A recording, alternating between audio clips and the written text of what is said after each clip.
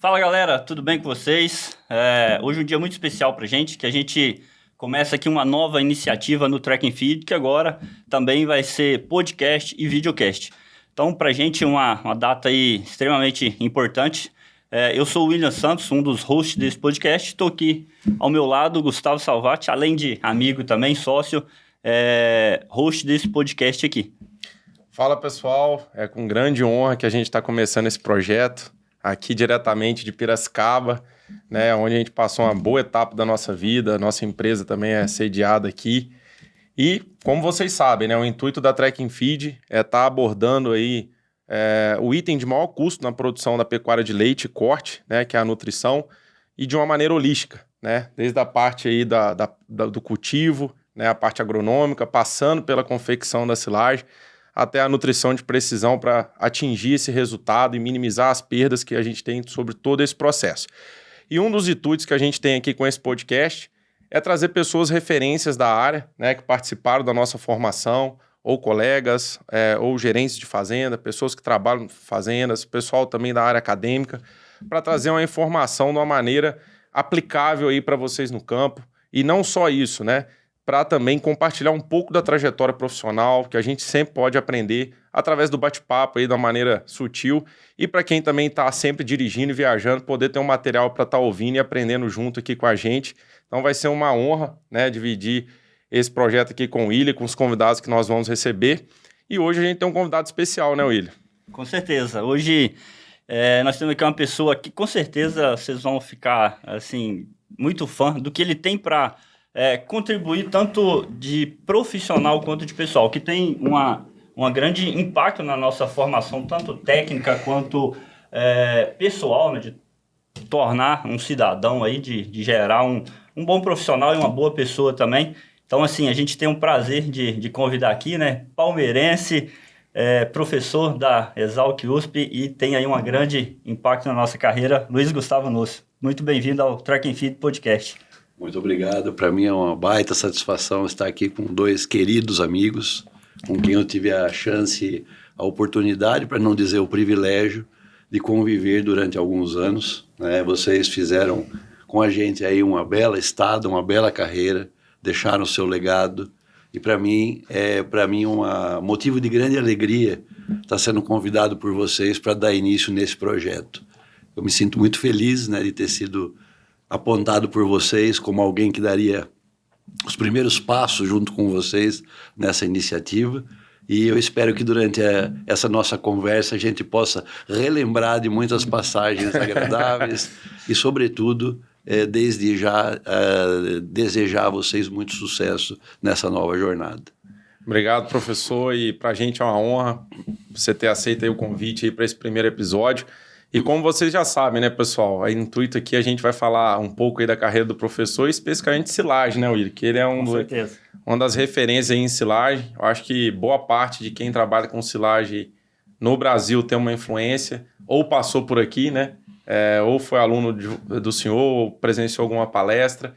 E eu queria que o senhor abordasse inicialmente, só para o pessoal conhecer um pouquinho mais da sua história, a gente já conhece um pouco, como que foi mexer com silagem, né? Começar a mexer com silagem desde os primórdios, aí, quando o senhor saiu lá de Jundiaí e veio fazer agronomia aqui na Exalc, até passar aí pela pós-graduação e, enfim, retornar à Exalc como professor para começar essa temática tão importante, né? Cada vez mais importante, que é a trabalhar com os alimentos conservados. Olha, é muito bacana poder rever esses momentos da história, né? Eu já tenho uma trajetória relativamente falando longa dentro da universidade e consegui ver muita coisa, né? Eu vou começar a dizer pelo privilégio de estar na universidade, que é conviver com jovens, onde a gente sempre aprende muito, né? Eu tive a chance de conviver com jovens brilhantes na minha carreira, vocês dois, por exemplo, mas muitos que passaram. E quem está nesse ambiente é, na verdade, uma pessoa que tem muita geração positiva de energia, né? Na verdade, o indivíduo que está ali na posição que eu tenho, ele deveria, de fato, valorizar aquilo, porque é um motivo de muita sorte, né? Você recebe muita energia positiva das pessoas que passam. Naturalmente, a gente fica feliz em contribuir na formação, mas no conjunto da obra eu acho que a gente ganha mais do que a gente acaba oferecendo ao longo da nossa carreira profissional. Eu comecei muito moço, né, como estagiário do departamento de zootecnia. Tive a chance, naquela oportunidade, de ter pessoas na minha trajetória que eu sou grato eternamente, né? Professor Vidal, Pedroso de Faria, professor Moacir Corse, professor Wilson Matos, professor Max Bose, professor Alexandre, enfim, não quero ser injusto com muitos que foram, as pessoas que acabaram nos influenciando ali e que de uma maneira ou de outra, mas em caráter complementar como grupo, acabaram moldando em boa parte a nossa personalidade acadêmica e também uma coisa que se dizia muito naquela época, que é explorar algo muito, muito valioso, que é a curiosidade científica. É dar para o aluno a sensação e a oportunidade de se empoderar e buscar coisas novas. E no caso da silagem, acabou acontecendo meio por acaso nesse sentido. Já contei essa história muitas vezes, que o que me levou à silagem foi algo não premeditado. Nós tínhamos um curso para ser preparado, e eu era o mais novo de uma turma. Todos os mais velhos escolheram os assuntos quentes, mais desejados, né? E como numa típica hierarquia exalquiana, sobrou para mim aquele que era o assunto rejeitado. E eu acredito que aquele assunto rejeitado, eu consegui fazer uma boa limonada dos limões, né? Com certeza. Porque para poder me preparar para essa atividade desse curso, era naquela época para mim um desafio quase intransponível, era um negócio que mexia com a gente, ter que se preparar para enfrentar produtores e técnicos de uma grande cooperativa, era um dos primeiros programas e cursos que eu iria lecionar, tive que estudar muito, né? E naquela época, diferente de hoje, você tinha que juntar material e pedir material que viesse do exterior, através de um sistema de comute, enfim, tudo era mais lento. Mas eu fui juntando, eu ia pedindo aos colegas para me ajudar, aos professores mais velhos em outra universidade, e fui fazendo uma coleção de materiais que, ao final, se revelou uma espécie de livro de A a Z sobre silagens de várias forragens, embora o assunto predominante fosse silagem de milho. Isso foi a minha primeira, inclusive, publicação, que ficou tão bom que, no final, o departamento quis transformar isso num curso da FEALC, e das primeiras publicações em que a gente fazia uma abordagem sistêmica do processo. Então, eu me considero alguém que teve muita sorte, porque à medida que isso acabou caindo no meu colo, me colocou dentro de uma área que eu acabei ganhando gosto por aquilo. E quanto mais eu estudava, mais eu gostava. Percebi que era um assunto que havia sido bastante trabalhado no Brasil, mas que definitivamente naquele momento ele estava meio que guardado na gaveta, né? Ele não era o momento de maior ênfase para esse assunto no Brasil, embora já tivesse sido 1 década e meia antes disso. Então a gente meio que colocou energia nisso novamente, reavivou, e dali para frente a gente foi construindo uma história cheia de gente. Para minha sorte, as outras universidades entraram também num sincronismo de receber muita gente.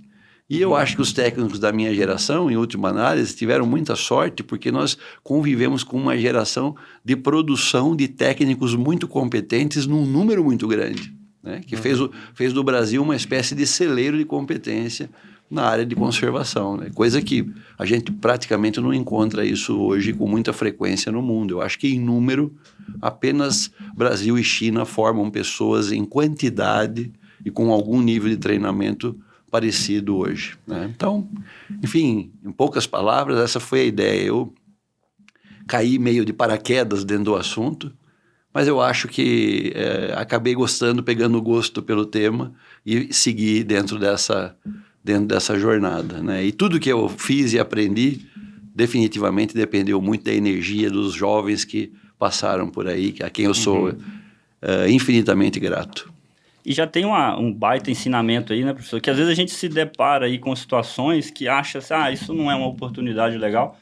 e caiu ali no seu colo naquele momento. Até então, não era uma área, vamos dizer, preterida pela comunidade científica no geral e também pelos técnicos.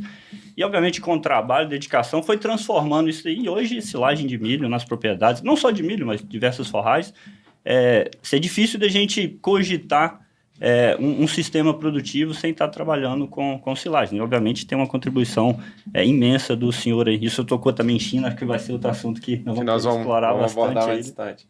Mas explorando isso aí, professor, quando que você começou a mexer com o tema silagem, essa proposta, esse desafio do departamento?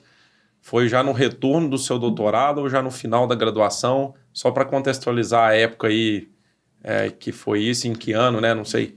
Eu me formei como engenheiro agrônomo em 1987, mas já no ano seguinte eu estava trabalhando para o departamento de zootecnia e durante os primeiros anos fiquei contratado como técnico do departamento. Na condição de técnico, a gente fazia apoio de pesquisa dos outros docentes e acompanhávamos muitas iniciativas de extensão. O departamento era muito forte no manejo rotacionado de pastagens. Isso se tornou uma espécie de bandeira de grande visibilidade para o departamento de zootecnia. Esse projeto era encabeçado pelos professores Vidal e Moacir. E eu, como um dos jovens envolvidos, eu tinha uma tarefa hoje vejo, muito útil para mim, né? Eu gostaria que os meus alunos tivessem tido a mesma chance. Eu era responsável em receber as delegações externas que visitavam o departamento, que eram muitas. Nós tínhamos, em algumas épocas do ano, visitações dia sim, dia não, de ônibus com produtores e técnicos que vinham de muitos lugares do Brasil para conhecer aquilo que estava ganhando fama, né? Enquanto os professores viajavam para fazer palestras em outras localidades do Brasil, alguns técnicos, no meu caso era praticamente uma das minhas grandes atividades, atender localmente, e a gente então criou uma espécie de rota, de programa, de apresentação em que a gente ia caminhando, né, pelo caminho em que as vacas faziam no pasto, e enquanto a gente ia fazendo aquilo, a gente já tinha estabelecido um roteiro. Esse roteiro ia a cada dia se aperfeiçoando e a história ia melhorando, e naturalmente nessa trajetória da nossa vida profissional, que é um aprender de contar histórias, a nossa história foi ficando cada vez melhor, né? E disso nós fomos levados para uma segunda iniciativa que foi para mim talvez o grande presente que eu recebi no começo da minha carreira. O antigo Banco Banespa, de São Paulo, ele tinha um programa chamado São Paulo Vai a Campo. Esse era um programa interagindo com o banco com as prefeituras. E as prefeituras tinham na sua carteira agrícola a capacidade de definir 4 temas por semana.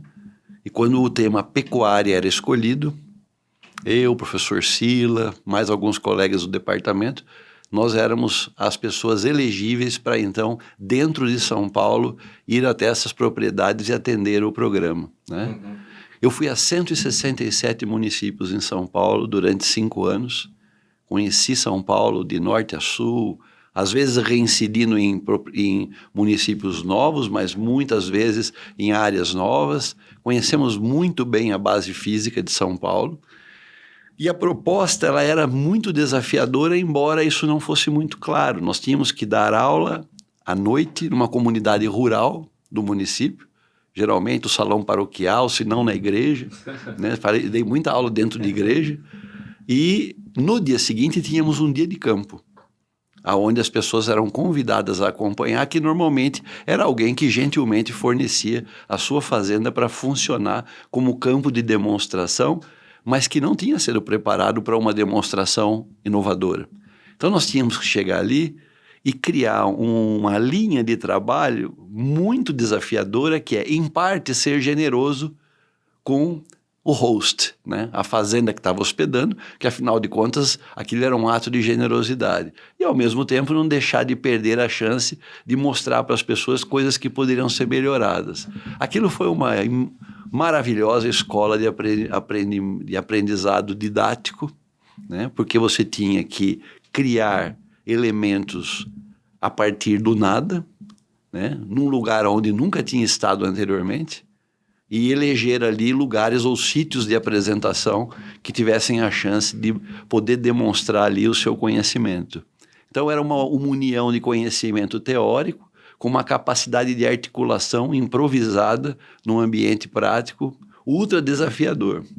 Bom, é desnecessário dizer que no começo era muito ruim, né, para quem assistia, porque a gente tinha um jogo de cintura relativo.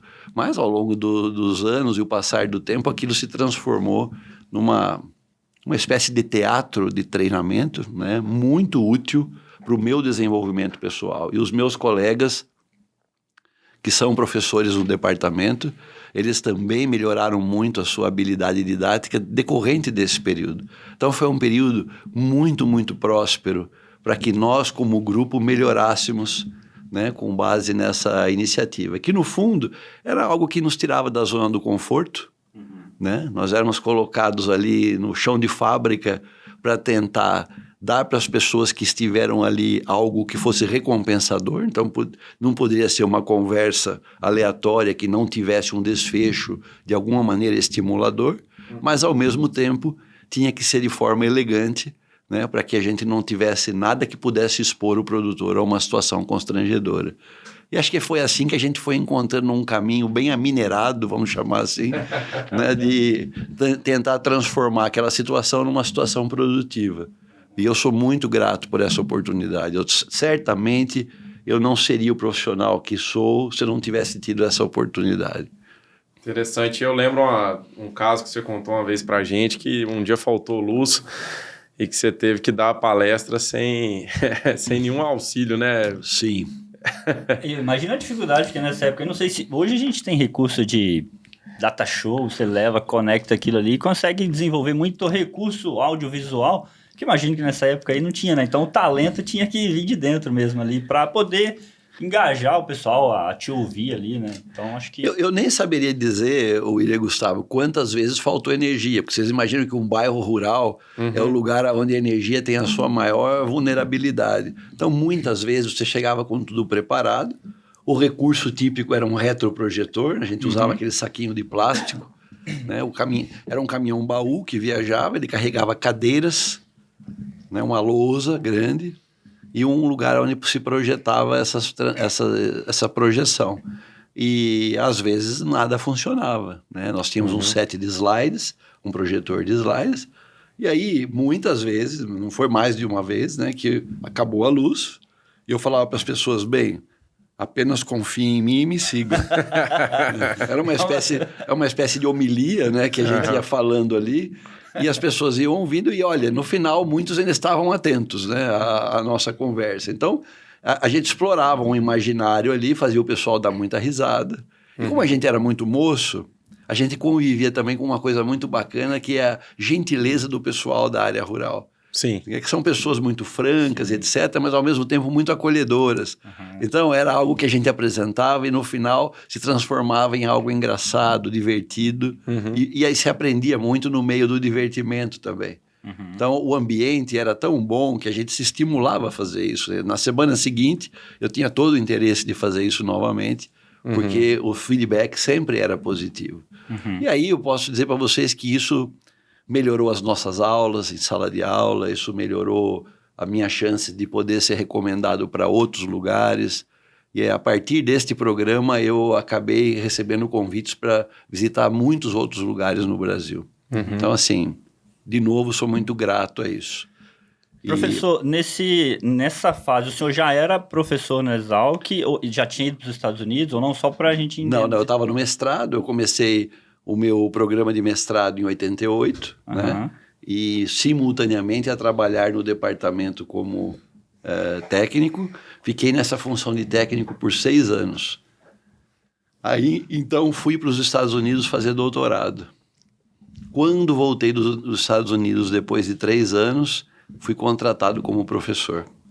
Tá? Então, assim, fiquei no departamento ligado como técnico por uns 8 anos, seguidos de um doutorado no exterior, e aí então passei a ser contratado como docente no departamento. Então a minha vida no departamento é uma composição de uma atuação como técnico e depois uma atuação como docente. Esse ano agora eu completei no departamento de zootecnia 35 anos de jornada, que é o somatório dessa colaboração. De todo esse processo. E o senhor sempre foi, desde que a gente entrou aqui, né, William, sempre pregou muito para os alunos, né, essa internacionalização, a importância, né, de aprender o inglês, os eventos que o senhor organizava sempre tinha esse cunho, sempre incentivou e criou essas oportunidades para ir para fora.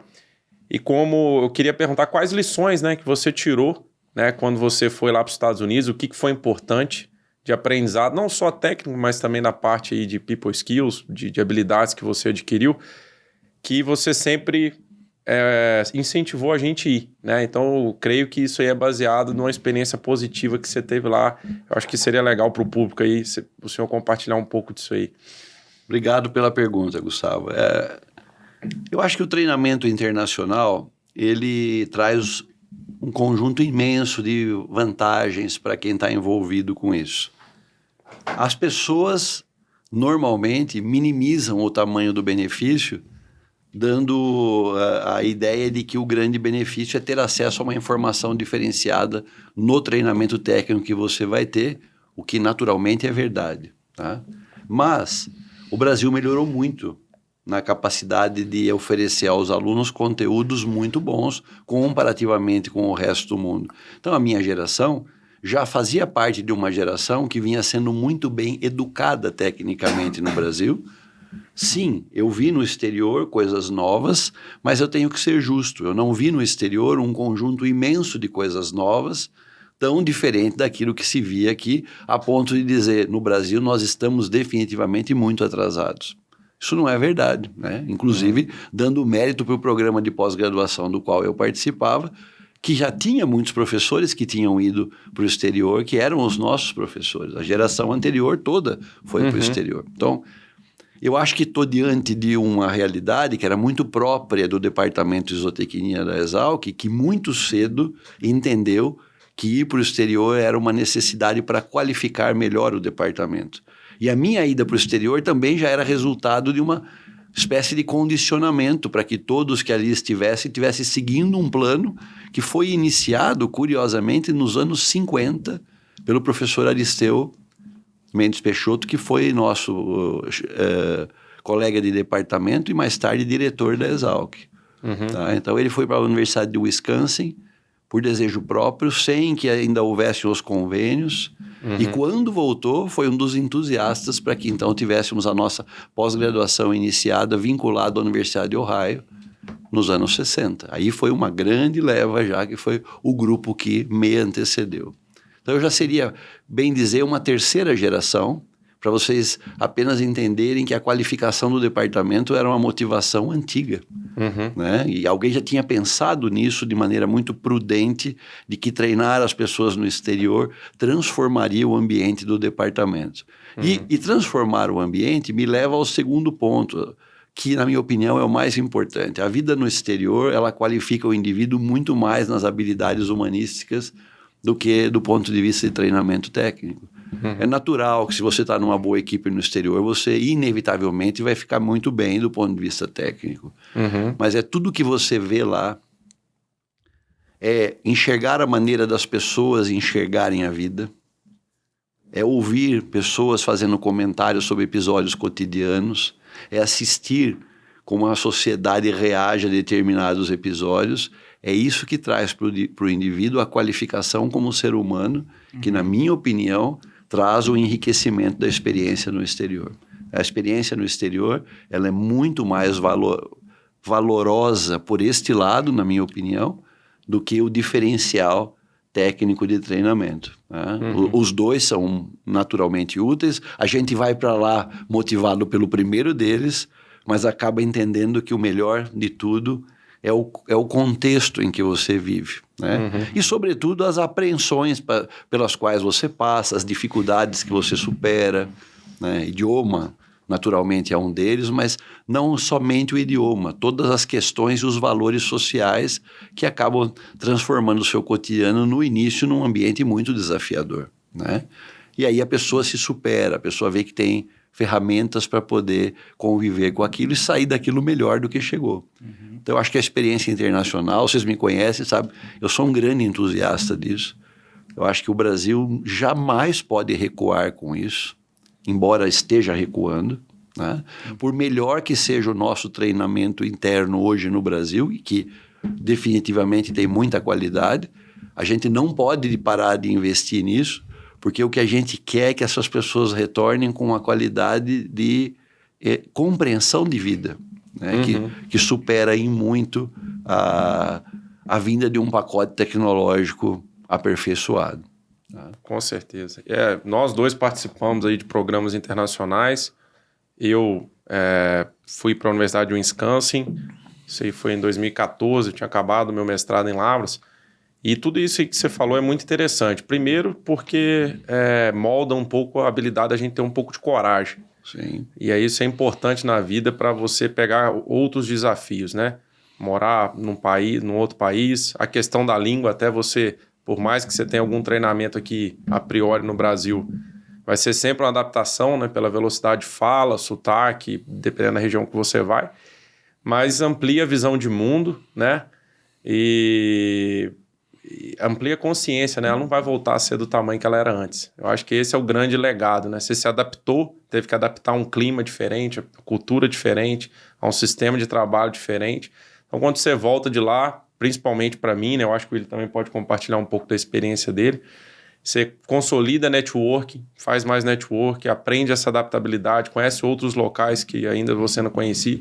Então, eu acho que isso aí forma uma receita para você ter novas ideias, para você ter coragem para encarar novos desafios. E isso, às vezes, vira até um estilo de vida, né? Você querendo se desafiar. Até, por exemplo, igual esse podcast que a gente está criando aqui, né? Eu acho que um pouco dessa coragem já veio de atitudes lá atrás, anteriores, de dar pequenos passos, né? Antes desse grande passo que foi essa saída para o exterior. Eu não sei se você tem algo assim da sua experiência, que também eu acho muito bacana, que foi na parte fazenda, né, William? Assim, quando eu fui para os Estados Unidos, né, eu fui em 2010 ali, foi algo assim, nunca me passou pela cabeça, né? Para quem me conhece, eu sou natural de Capelinha, Nordeste de Minas, e assim, era muito distante para mim e para minha família Estados Unidos, né? Até ou fora do Brasil. E surgiu a oportunidade, eu estava em Lavras nessa época, isso foi em 2010, e para ir para a fazenda. E assim, eu até gostaria de perguntar para o senhor depois como que era o seu nível de inglês, porque quando eu fui era 0 de inglês. Fiz ali umas 3, 4 semanas de inglês para aprender a pedir água, alguma coisa. Por sorte, um amigo nosso que estava junto até na época, ele já dominava o inglês, né? Sabia mais, obviamente, e eu ficava atrás dele igual um pintinho atrás da galinha. Então, assim, nesse começo acaba que eu escorava muito nele, mas a grande evolução foi quando eles separaram a gente de fazenda. Então, a gente trabalhava num grupo de fazendas, eram 3 fazendas, né? Na Geórgia, né, William? Na Geórgia, no estado da Geórgia. Então, a partir de um momento ali, cada um foi para uma fazenda. E, assim, acabou que também foi um desafio para a gente aprender inglês, porque fazenda nos Estados Unidos, eu acredito que hoje se mantém, tem muito latino trabalhando. Então, pessoal de Honduras, do México, então, assim, eu aprendi espanhol primeiro e, obviamente, eu tive que me dedicar a estudar nas horas vagas, ia para a biblioteca, conversar com o pessoal da biblioteca, ia para uma loja de festa, para conversar, para ter contato, né, para não ficar só naquele ambiente de trabalho. Então, aquilo me estimulou muito a aprender. E eu fui, primeiramente, para aprender inglês. Eu me sentia frustrado quando eu estava na graduação e eu não conseguia acompanhar o pessoal no nível de inglês, ler artigo em inglês, e eu falei assim, isso aqui eu vou ficar para trás. Então, surgiu uma oportunidade, e aí depois, esse foi o primeiro foco, né, de aprender inglês, e lá, obviamente, todas as outras, de conhecer o país, de conhecer outras culturas. Então, assim, aconselho super todo mundo que tiver uma possibilidade, ou cria essa possibilidade de ir, porque é um baita de um aprendizado. O desafio do idioma é sempre algo que mexe com você e que você jamais retorna ao ponto onde estava no início. Ele dispara mecanismos internos de adaptação. No começo é sempre muito doloroso, né? E depois você vai ganhando competência, porque a sobrevivência te leva a isso, e vai usando as ferramentas de aprendizado que você tem para ir ganhando essa capacidade de comunicação. Eu tenho uma história interessante sobre isso. O meu pai era um grande entusiasta de idiomas, era uma pessoa que tinha muita habilidade com idiomas. E desde muito cedo queria que eu tivesse oportunidades nessa área.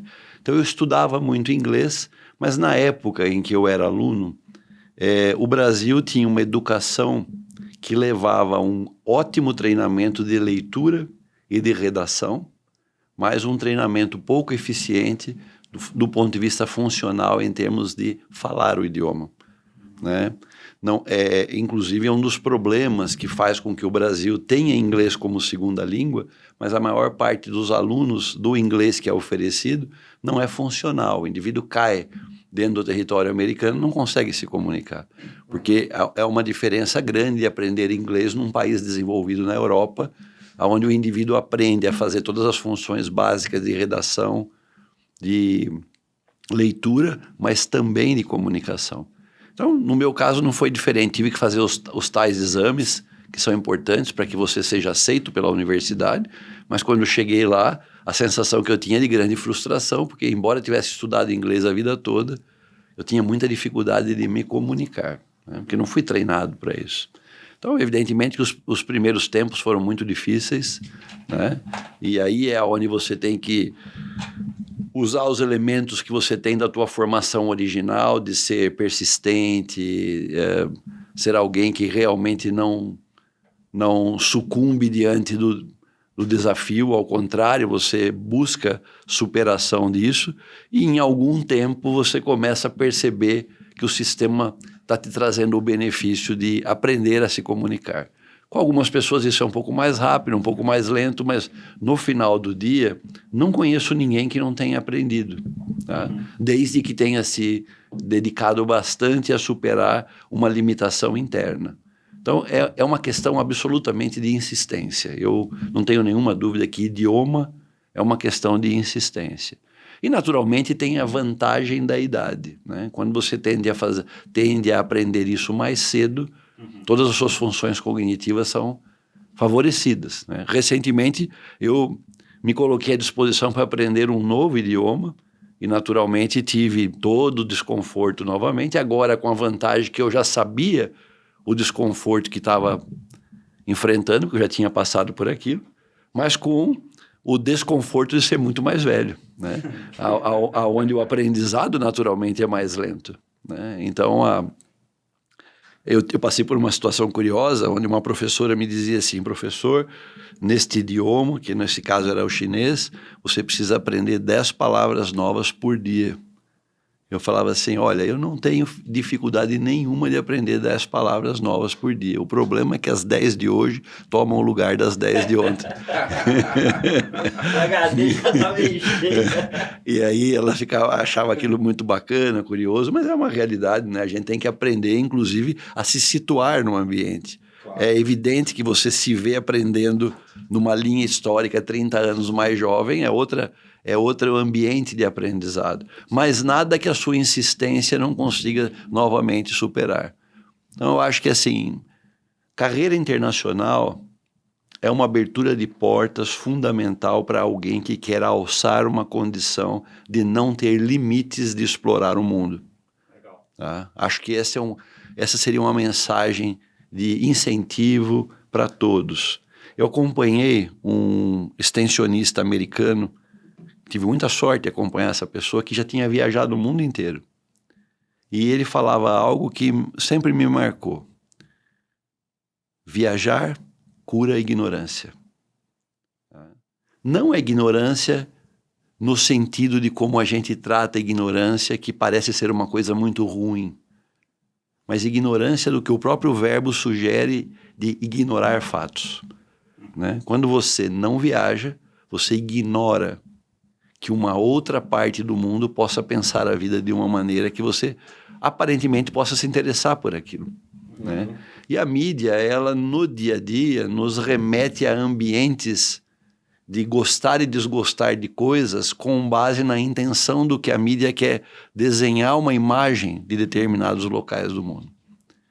E eu aprendi uma coisa, evidentemente venho aprendendo, que para mim viajar é sempre muito estimulante. Eu sempre viajo, visito locais em que ao final eu saio de lá dizendo, este lugar é muito melhor do que eu imaginava que fosse, com base na ideia prévia que desenharam para mim. E quanto mais você viajar, mais você gosta do mundo. Essa é a minha experiência. Você vai sair dos lugares com a sensação que eles são melhores do que você imaginava que pudesse ser. A consequência final disso é simples. Todas as pessoas que vêm ao Brasil e que não conhecem o Brasil, apenas conhecem o Brasil pela mídia, igualmente saem do Brasil positivamente impressionados. Né? É a mesma coisa. Né? Se você falar assim, mas isso é verdade em todo lugar? Em todo lugar. Eu conheci algumas pessoas que recentemente viajaram para a Ásia Central, né, que são aqueles países com nomes complexos, né, o Cazaquistão, Turquequistão, Turcomenistão, etc., que a gente acha que é um lugar pequeno e pouco expressivo. Né? Cazaquistão é quase do tamanho da Argentina, para vocês terem uma ideia. São áreas de agricultura extremamente bem desenvolvidas, né, e países que têm sistemas políticos contestáveis e um monte de coisa que o Ocidente diz que não gosta. Mas quando você vai lá, você aprende que existem coisas maravilhosas ali que você jamais imaginou que num pedaço daquele do mundo pudesse haver virtude. Então eu acho que, sem me estender muito, né, a exploração internacional, o que ela faz é descortinar para você esta visão de mundo ampliada, em que você não fica acanhado com um olhar umbilical e imaginando que aquele ambiente que você vive, você chama aquilo de mundo, imaginando que todo mundo repita aquilo em outro lugar do mundo. Não é assim. Né? Eu acho que abre leque de oportunidades, né? E, sim. Como a gente está falando aqui para um público nosso diverso, que a gente tem desde estudantes aí de agronomia, zootecnia, medicina veterinária, como técnicos que estão no mercado, ou até pecuaristas ou profissionais que trabalham dentro de fazendas, a gente vê assim que quem domina um idioma e também tem uma experiência internacional, isso é muito valorizado pela indústria, né? Sim. E eu tenho uma frase que eu trago para mim do Louis Pasteur, que foi o criador da pasteurização. Quando eu vi essa frase, me chamou muita atenção, que é: a sorte favorece o espírito preparado. E isso tornou muito verdade para mim, por exemplo, quando eu retornei dos Estados Unidos e vim para cá, para a gente fazer o doutorado, né? Eu e o William viemos na mesma época, e estava tendo o Simpósio Mundial da Silagem aqui. E nessa ocasião, poucos alunos falavam inglês, e o senhor já me incumbiu de receber o pessoal, né? E eu vi, cara, olha que sorte que eu tô tendo, né, de ter essa oportunidade. Só que eu vi, na mesma hora, eu lembrei da frase do Pasteur: a sorte favorece o espírito preparado. Porque se eu não tivesse essa experiência internacional e nem o inglês, saber falar ele bem, ela poderia até existir, mas eu não ia conseguir capturar essa oportunidade. Então, eu acho que uma dica importantíssima ainda para quem está aí para sua carreira é resolver isso o quanto antes. E quanto mais jovem, melhor, né, professor? Que você tem uma rotina aí que te permite isso. E eu acredito que os grandes cargos aí dentro das corporações, eu acho que hoje o inglês quase que é uma regra. Hoje, na nossa profissão, aparece muito treinamento para a gente em países da América Latina. O espanhol também já é importante. E agora, né, você está vindo lá da China, que tem feito muitos negócios. Quem sabe a gente não vai ter que também aprender o mandarim, que é muito mais difícil. Nossa, eu fui para lá, nem o Xexê Ni Hao Ma, que nem fala certo, né, a gente aprendeu. Mas no sentido que também o grau de conexão, quando você fala o idioma, para a pessoa que é do país, é algo assim que você percebe que é outra comunicação, né? Então, acho que fica essas lições aí para a gente deixar aí para o pessoal, que eu acho que é importante, para nós três aqui que tivemos essa experiência internacional, o quanto que isso foi importante para abrir novos leques aí para frente, né? Bora falar de China, então? Pode ser, eu ia falar de silagem, mas vamos falar de silagem na China, então a gente junta isso daí. Bom, mas eu acho que, assim, a professora tem uma vasta experiência em silagem no Brasil, né? E, assim, a gente, até quem teve oportunidade de acompanhar, já conversamos no Instagram um tempo atrás sobre um pouco da experiência dele lá, e eu acho que era legal a gente entender, né, um pouco melhor, assim, o que o pessoal lá está fazendo dentro do tópico silagem, né? O que a gente pode aprender com eles, o que a gente tem para ensinar para eles contribuir, o que a gente gera aqui, inclusive o QCF, né, que é o grupo que o senhor coordena. tem muito trabalho científico na área de silagem, então acho que a gente conversar um pouco disso, eu acho que seria legal. Ótimo. Bom, vamos lá. A minha ida para a China, ela fez parte de uma aproximação que levou aí 5, 7 anos para maturar um programa de pós-graduação entre Brasil e China. O tempo em que eu era diretor da Exalc, nós começamos a nos aproximar, inclusive dos chineses, e esta aproximação, como qualquer coisa que aconteça no ambiente oriental, ela toma tempo. O chinês, como qualquer oriental, não é alguém que se aproxima fortuitamente de ninguém. O chinês, ele vai progressivamente se acostumando a conversar até o dia em que você tem o estabelecimento de um grau de confiança. Esse é um primeiro grande aprendizado do relacionamento. É quase um mineiro, né? É quase um mineiro. Quase um mineiro. Então, assim, o chinês, ele é muito, muito cauteloso. E quando você vai para lá e vive lá dentro, e a China é um país que sempre se preocupou muito em documentar a sua história, eles têm magníficos museus que contam 6, 7 mil anos de história em qualquer área que você quiser, né? Então, eu sou alguém que gosta muito de museu, e na cidade em que eu morava, que é a capital, em Beijing, tinha 70 museus. Vocês podem imaginar em quanto museu eu estive. E aprendi demais dentro dos museus, mas uma das coisas que aprendi é que a história política da China é uma história, como quase sempre acontece no mundo, de episódios de pouca lealdade. Em geral, quando um imperador caiu, é porque houve um rompimento de uma linha de lealdade no processo que derrubou aquele império. E aí, então, toda aquela dinastia cai e segue, então, uma nova ordem política. Muito bem. Chinês aprendeu por uma história muito bem documentada que a lealdade ela aparece de maneira súbita. Então, por isso, a educação deles é montada para tentar criar relacionamentos que sejam sustentáveis e que, de alguma maneira, se garantam dos laços de lealdade. Então, lealdade é um valor muito importante na cultura chinesa. E estou contando isso porque a maturação dessa relação demorou um tempo, até que em 2021, no meio da pandemia, a reitoria assinou um acordo de dupla diplomação, onde os alunos chineses e brasileiros seriam instruídos por professores brasileiros e chineses no ambiente da China. E eu fui identificado para coordenar esse programa lá. Então, fui para a China, parte do meu trabalho era isso, e a outra parte seria professor visitante num colégio de pastagens, onde eu me incorporei a uma equipe de silagem que tem um grande renome dentro da China. Então, no começo dos tempos, a gente teve que viver um pouco com o final da pandemia lá, da Covid, que ainda era um problema. Esse foi um dos grandes desafios do começo, um nível de restrição de circulação ainda bem alto, etc. Mas depois me deram chance de fazer muitas coisas com eles, à medida que eles foram entendendo a minha proposta e progressivamente confiando no meu trabalho. Eu visitei a China toda, para vocês terem uma ideia. A China tem 34 províncias, visitei 28 delas. Aonde existe agricultura na China eu tive, fazendo palestras e participando de eventos, participando de experimentos. No começo, eles gostavam muito que eu falasse do resultado de pesquisa, do meu trabalho de pesquisa.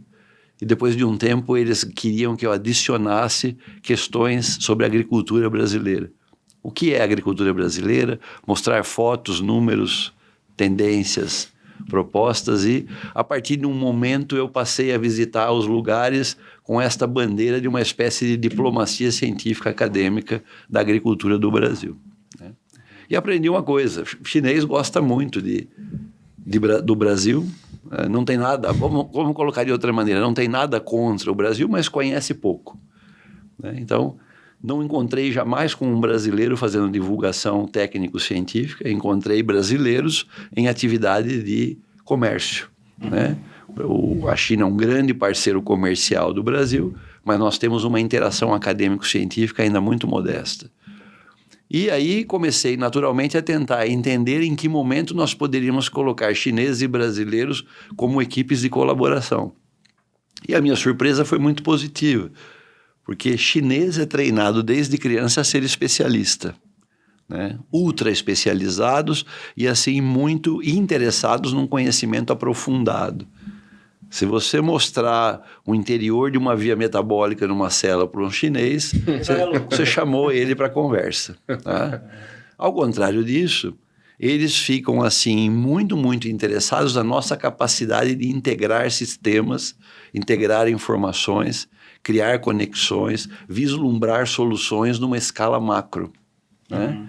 Colocando nos nossos termos, né, se eu chegar para alguém e falar assim, ó, tá aqui a fazenda, arruma essa fazenda para mim. Né? Isso é coisa que brasileiro faz como ninguém no mundo. Esse é um valor que nós temos. As pessoas às vezes não entendem isso. É um valor que nós temos na capacidade de integração de informação. E por acaso a comunidade acadêmico-científica chinesa faz isso não com a mesma habilidade que fazemos. Então eu comecei a ver que quando a gente fazia acomodações e arranjos que colocavam chineses e brasileiros para trabalharem juntos, disso surgia um sincronismo, uma complementariedade ultra desejável, né? E que, de maneira ordenada, a produção do grupo é muito boa. Por que eu digo de maneira ordenada? O brasileiro é descontraído, né? O brasileiro gosta de uma certa, entre aspas, irreverência. Chinês é um tipo sério, né? Essas são as coisas que se aprende de viver no exterior. É uma pessoa que acorda e já tem um certo grau de objetivos e coisas para serem realizadas e, portanto, trata a vida com seriedade, além de trabalhar muito. Eles têm um regime de trabalho de 72 horas por semana. Né? O principal regime de trabalho na China é denominado de 9, 9 e meia. 9 da manhã até as 9 da noite, 6 dias por semana. E muitas vezes se trabalha também aos domingos. Então, um povo muito, muito preparado e estimulado a ser muito dedicado. Tá? Então, quando a gente coloca brasileiros e chineses juntos, nós precisamos dar o tom, né? É como uma orquestra.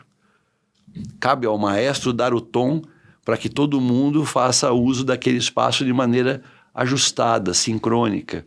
Eu acho que esse foi, para mim, o maior legado de aprendizado na China, foi conseguir observar pessoas e tentar criar equipes que fossem funcionais em termos de trabalho colaborativo. Então eu vi coisas assim maravilhosas. Eles são ultra competentes em agricultura, embora a gente no Ocidente imagina que não sejam. Tá? A China aparece mal na foto como competência em agricultura, porque é um grande comprador de alimentos. Isso é típico da interpretação do indivíduo menos detido com o detalhe. Todo mundo que compra muita comida dá a impressão que não produz bem.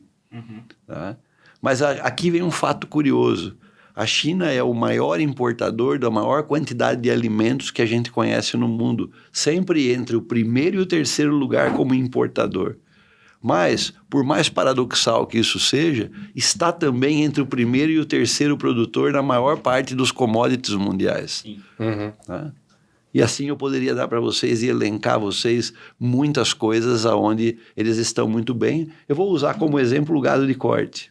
É o maior comprador de carne bovina do mundo e o maior comprador de carne bovina do Brasil. E o Brasil é o maior fornecedor de carne bovina para a China. Mas ninguém imagina que ele seja também o terceiro maior produtor de carne bovina. Tá? Essas coisas, elas trazem um sincronismo, trazem um enriquecimento da discussão muito grande. Porque você vai passar a querer entender, então, como é que um país daquele tamanho faz a sua produção de carne bovina e qual é a sustentação da sua base técnica para fazer isso. Então, isso foi muito do meu aprendizado em poder viajar na China e entender isso. E ao interagir com as equipes técnicas, ali então surgiu algo que me surpreendeu positivamente. O nível e a profundidade de pesquisas básicas está muito à frente do que a gente entende que seja o status de pesquisa no Ocidente hoje. Eu vi equipes numerosas e laboratórios muito bem preparados, produzindo ciência num nível na área de silagens, que é onde eu mais milito, que eu certamente não teria chance de fazer isso isoladamente no nosso laboratório, com a melhor das competências que nós temos aqui. Então, para não me estender muito, estou voltando da China tendo colaborado em trabalhos de pesquisa que eu não teria chance de ter feito aqui, nem daqui a 20 ou 30 anos. Muitas coisas novas, ferramentas, muita coisa ligada com a parte básica, que com um olhar clínico podem se transformar em ferramentas práticas. E eu acho que o brasileiro é o parceiro exato para poder fazer uso desse ferramental, que nem eles mesmos imaginam que possa ter a utilidade que eu acho que nós temos capacidade de vislumbrar. Né? Eles são, na verdade, um celeiro de produção de informação e de ferramentas, e eu acho que o Brasil é um grande utilizador de ferramentas que pode ser parceiro nesse caminho. Então, foi um casamento muito agradável, assim. Aprendi a gostar do ambiente chinês, e eu acho que eles gostaram da versão do Brasil que eu contei para eles também. Que legal. Professor, você comentou, e assim, a gente roda bastante fazenda, e principalmente nas propriedades leiteiras aqui no Brasil, a gente escuta muito, né? E acho que essa queixa, ela não é de hoje, é com relação à mão de obra. Está cada vez mais difícil, mão de obra, está difícil. O senhor notou alguma coisa semelhante com isso lá? Você falou que são extremamente trabalhadores, né? Faz o 996 aí. O senhor conseguiu perceber se tem alguma coisa relacionada a isso, a dificuldade de mão de obra, principalmente na pecuária leiteira, né? A China, no Brasil, é lida como fornecedor de produtos baratos e conquistou o mundo sob a hipótese de uma bandeira de mão de obra barata. Esta China desapareceu. Ela existiu, mas desapareceu e, inclusive, o governo e as suas diferentes linhas de desenvolvimento hoje motiva a economia num caminho diferente. A China hoje é um país caro, de mão de obra cara e muito mais rara do que foi no passado. Então, quando você vai pegar a pecuária de leite chinesa, ela usa de muito equipamento que substitui mão de obra que foi no passado muito disponível no país. E mão de obra, naquela época, mal qualificada. A China mudou este ambiente, e isso é para todos os itens da sua economia. Ela preparou o ambiente para produzir produtos com valor agregado elevado. Por isso os produtos não são mais produtos muito baratos, né? Essa história de ir em loja de produto chinês para comprar o Xing Ling, né? Aliás, aqui eu abrindo um parênteses, eu descobri que Xing Ling tem uma tradução, né? Não é um nome de uma coisa mal feita ou de qualidade baixa. Xing Ling quer dizer prateleira zero, prateleira de baixo, né? A tradução do mandarim para Xing Ling. Então, assim, a ideia do Xing Ling é que a China não tenha mais disso. O Brasil ainda vende produtos dessa linha, mas no ambiente chinês isso é raro. Comunidade chinesa, a economia chinesa prefere lidar com produtos de valor mais elevado e de valor agregado aumentado. Isso é normal. Os salários são mais altos. O salário mínimo é cerca de 65% maior que o salário mínimo do Brasil, mas o padrão de vida é muito melhor. Tá? A China, em 2021, terminou tecnicamente com a pobreza. Se você considerar o pobre como aquele que internacionalmente ganha em torno de $2 por dia, eles terminaram com a ocorrência desse indivíduo no país. E o que eles têm hoje é a maior dificuldade em que os salários entre o indivíduo que ganha menos e mais na China, eles vivem dentro de um elástico super esticado, né? Beijing produz 1 milionário novo por semana e 1 bilionário novo por mês. Caramba. Então, assim, é uma população que enriqueceu, a plataforma toda foi elevada, você terminou com a pobreza, mas ao mesmo tempo tem que conviver com um discurso, de um lado, de equilíbrio entre as classes sociais e, de outro lado, uma economia que ela é super dinâmica, tentando produzir riqueza muito rapidamente. Esse é uma espécie do dilema chinês hoje. Estou contando tudo isso para dizer o seguinte: mesmo no nível de fazenda, não é fácil conseguir mão de obra disponível para serviços pouco qualificados. Esta mão de obra já não é tão barata e, particularmente na pecuária de leite, muita coisa foi substituída por equipamento. Então eu vi muita máquina fazendo coisa que foi feita no passado por pessoas, tá? E dos setores de produção animal, eu diria que suínos e aves é o maior grau de incorporação, de robotização, numa sequência passando aí pela parte de pescado, onde a China é líder mundial, disparado. Depois a gente vem a pecuária de leite, e a pecuária de corte é o que, vamos dizer, é o que está mais atrasado no país. É um setor que se desenvolveu relativamente pouco, ainda que em termos de volume seja o terceiro maior produtor do mundo. Tá? Então acho que, de novo, devemos remover a ideia de que China é um país que vai ganhar o mundo por produtos baratos. Eles nem querem mais isso também. Tá? Eles trabalharam para produzir produtos que têm mais qualidade por um preço um pouco maior. Essa que é a lógica. Tá? É para que o mundo se interesse pelos produtos de qualidade, vamos dizer, intermediária e alta. Essa é uma espécie de modificação no sistema produtivo chinês. E eu tive a oportunidade lá no evento que a gente teve junto, né, professor, no ISC, né, que é o International Silage Conference, que foi em Beijing em 2023, né? E a gente visitou tivemos uma palestra de uma pessoa ligada ao governo, acho que é um órgão similar ao que é o USDA nos Estados Unidos, eu não lembro lá o órgão, mostrando muito a tendência do que aconteceu também nos Estados Unidos. A migração de produtores pequenos lá, que até na palestra dele ele considerou aí com menos de 1.000 litros por dia, né, esse produtor diminuindo no mercado e aumentando os produtores acima de 10.000 litros. Né? Ao longo de 15 anos, como que foi reduzindo os produtores pequenos, né, como a China buscou mais escala, né, como uma das maneiras também de ser mais eficiente. Esse foi um ponto que me chamou muita atenção. E um outro ponto, quando a gente visitou aquela fazenda que produzia 500.000 litros por dia, foi a questão também eles produziam silagem de milho, mas uma parte da forragem era importada. Se eu não me engano, de países ali da Oceania, né? Um pré-secado de alguma gramínea C3 ou da própria leguminosa alfafa. Mas eu queria que você fizesse um paralelo, né, sobre a questão da produção de silagem lá na China, né? Tanto da parte, quando a gente pensa em silagem, forragem, né, como fonte de forragem, como a de grãos. A gente tem no Brasil, aí, segundo os levantamentos, tanto aí na área de confinamento de gado de corte, que o principal forragem é usada a silagem de milho nos confinamentos ainda hoje, e no de leite mais ainda, né, proeminente. E a gente já usa aqui no Brasil, vamos dizer assim, né, William?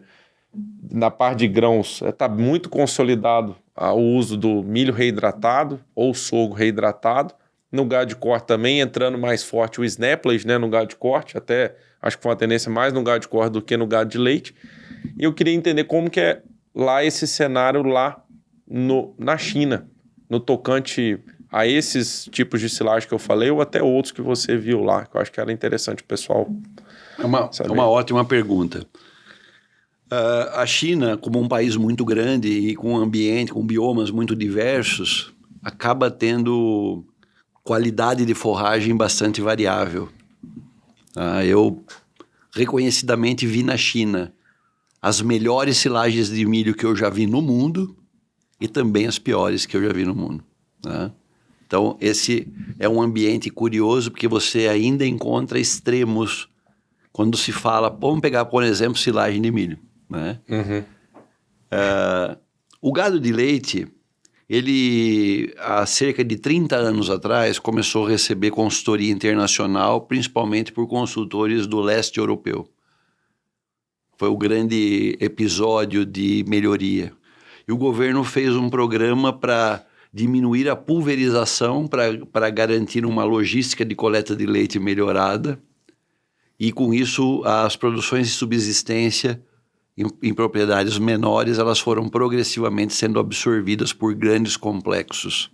Uhum. Então, eu poderia usar uns 2 ou 3 grandes exemplos, mas vou usar um dos quais eu visitei várias vezes, com um grupo de fazendas, 26 unidades de produção na mesma empresa, com cada fazenda tendo entre 10 e 15 mil vacas. Tá? Esse é um grupo único, e a China usando tipicamente aquilo que ela tem muita habilidade, que é disciplina, é capaz de colocar programas e protocolos de trabalho muito rapidamente em campo e numa velocidade de atingir um número grande de animais por estarem debaixo de um chapéu de uma mesma empresa. Então, vi isso acontecer, por exemplo, como no caso de silagem. Eu fiz um treinamento de silagem, de repente eu tinha 26 gerentes de fazendas que no dia seguinte, pós-treinamento, estavam implementando aquilo em 26 fazendas, cada qual com 10 a 15 mil vacas. Você vê que é um negócio que é montado para ter uma facilidade logística e hierárquica do ponto de vista de colocar a informação para funcionar rapidamente. Então, melhoraram muito. A qualidade da pecuária de leite hoje chinesa é, assim, algo que chama atenção. Eu poderia dar exemplos no manejo com os animais, dar exemplos no manejo do leite. Quase todas essas fazendas têm uma indústria acoplada para a produção de leite em pó. E toda vez que existe excedente no mercado, 8 horas depois da ordenha, o leite já está todo convertido em atividade de leite em pó, né? Isso é uma maneira deles conseguirem aumentar o shelf life de leite em situações onde possa haver um excedente de produção. Então, assim, uma coisa que me impressionou muito, este momento que eles estão vivendo agora é um momento de excedente, porque a população que consome leite, ela teve... Muita gente perdeu o emprego durante a pandemia, e aí, a partir disso, essas pessoas estão tentando restaurar suas posições no mercado. O consumo de lácteos, de uma forma geral, caiu, e, portanto, os níveis de produção do país foram suficientes para abastecer o mercado interno, praticamente eliminando a importação. Nesse sentido, a Nova Zelândia e a Austrália perderam um grande mercado, nos 2 ou 3 anos pós-pandemia, e eles estão, em muitas das vezes, secando leite logo depois da produção para poder fazer os estoques. Mas, enfim, na área de silagem, vi coisas assim que me chamaram muita atenção. Por exemplo, controle de densidade e compactação em tempo real. Enquanto os tratores compactam, há um sistema de medidas de ratificação de compactação. Tem vários dispositivos de medidas, alguns deles fáceis de serem implementados por nós, alguns deles mais sofisticados, como, por exemplo, um sensor de pressão em subprofundidade, conversando com um drone, sobrevoando o silo e medindo densidade por estimativa em tempo real. Então, o drone sobrevoando o silo.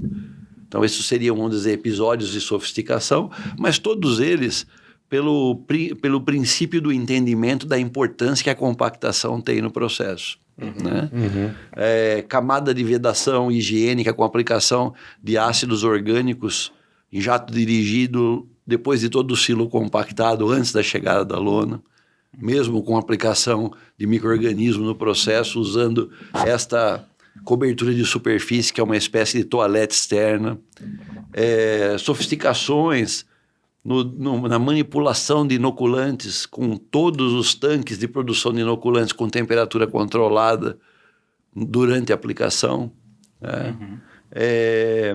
calibrações de tamanho de partícula em tempo real para garantir que tivesse uma densidade final adequada e que o grão da forragem, no caso do milho, fosse adequadamente processado, buscando aí os ideais de KPS. Enfim, eu poderia falar muito sobre isso, mas assim, para vocês terem uma ideia, um ambiente em que um bom técnico, com uma formação sólida, ele começa a fazer uma filtragem e uma mineração daquilo que você poderia adicionar como algo a mais para um bom manejo. E eu vi muitas das pessoas próximas de mim com dificuldade de darem sugestão além daquilo que vinha sendo feito. Imagine um nível de manejo tão bem feito em que você fala assim, não consigo fazer a sugestão de inovações. Tá?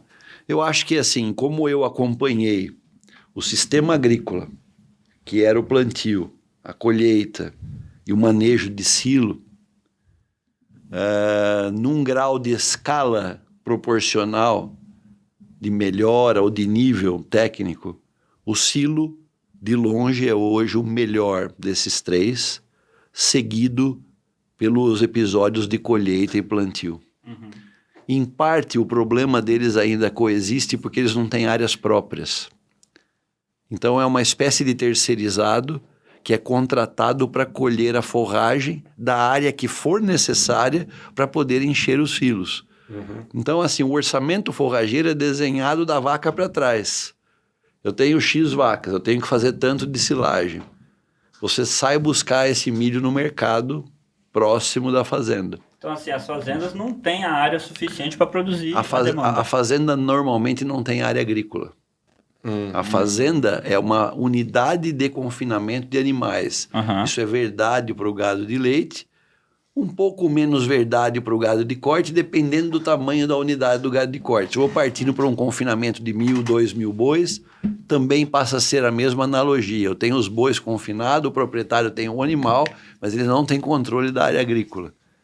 Então eu vi muita chance da gente fazer colocações, sugestões na área agrícola, e considerando o nível que nós temos de qualificação de manejo de painéis, consolidação de massa, vedação, o universo de oportunidade da gente propor melhora para eles é muito mais reduzido no ambiente do silo. Tá? A começar, por exemplo, que toda a carga que chega é pesada, ela é qualificada com o NIRS, através de calibrações.